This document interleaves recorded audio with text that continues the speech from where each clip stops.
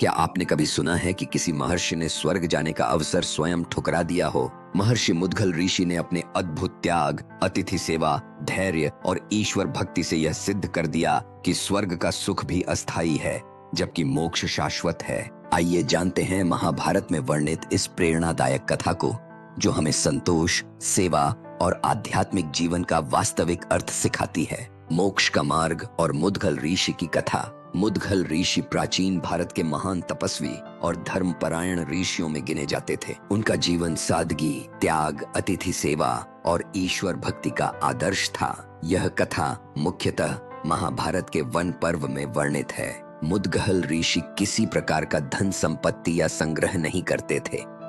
किसान जब खेतों की फसल काट लेते, तब खेतों में बचे हुए दानों को बीनकर वे अपनी आजीविका चलाते थे। जितना अन्न मिलता उसी से यज्ञ करते और शेष अन्न से पूरा परिवार केवल एक समय भोजन करता था। अभाव होने पर भी वे कभी शिकायत नहीं करते थे और सदैव भगवान का स्मरण करते रहते थे। मुद्गल ऋषि की अतिथि सेवा और धैर्य की ख्याति दूर दूर तक फैल गई। यह सुनकर महर्षि दुर्वासा ने उनकी परीक्षा लेने का निश्चय किया। वे कई बार अलग अलग वेश धारण करके उनके आश्रम पहुंचे। हर बार मुद्गल ऋषि उनका आदर पूर्वक स्वागत करते और अपना सारा भोजन उन्हें खिला देते।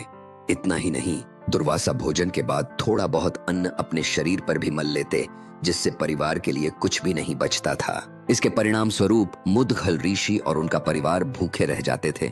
फिर भी उन्होंने कभी क्रोध नहीं किया, न अतिथि का अपमान किया और न ही भगवान से शिकायत की। अगले दिन वे फिर खेतों में जाकर दाने बीनते और अपने कार्य में लग जाते। मुद्गल ऋषि की सहनशीलता, त्याग और अतिथि सेवा देखकर महर्षि दुर्वासा अत्यंत प्रसन्न हुए। उन्होंने कहा कि ऐसा धैर्य और संतोष बहुत दुर्लभ है। उन्होंने देवताओं को बुलाकर आदेश दिया कि मुद्गल ऋषि को उनके महान पुण्य के कारण स्वर्ग ले जाया जाए। देवदूत दिव्य विमान लेकर आए और मुद्गल ऋषि को स्वर्ग चलने का निमंत्रण दिया। तब मुद्गल ऋषि ने देवदूतों से पूछा, स्वर्ग का स्वरूप क्या है? वहां जाने के बाद क्या होता है? देवदूतों ने सत्य बताया कि स्वर्ग में केवल वही व्यक्ति रहता है जिसके पास पुण्य है। जब पुण्य समाप्त हो जाता है, तब उसे पुनः पृथ्वी पर जन्म लेना पड़ता है। अर्थात स्वर्ग का सुख स्थायी नहीं बल्कि अस्थायी है। यह सुनकर मुद्गल ऋषि ने विचार किया कि यदि स्वर्ग का सुख भी समाप्त हो जाता है और फिर जन्म मरण का चक्र चलता रहता है, तो ऐसा सुख सर्वोच्च नहीं हो सकता। उन्होंने कहा कि उन्हें ऐसा स्थान चाहिए जहां से फिर कभी लौटना न पड़े।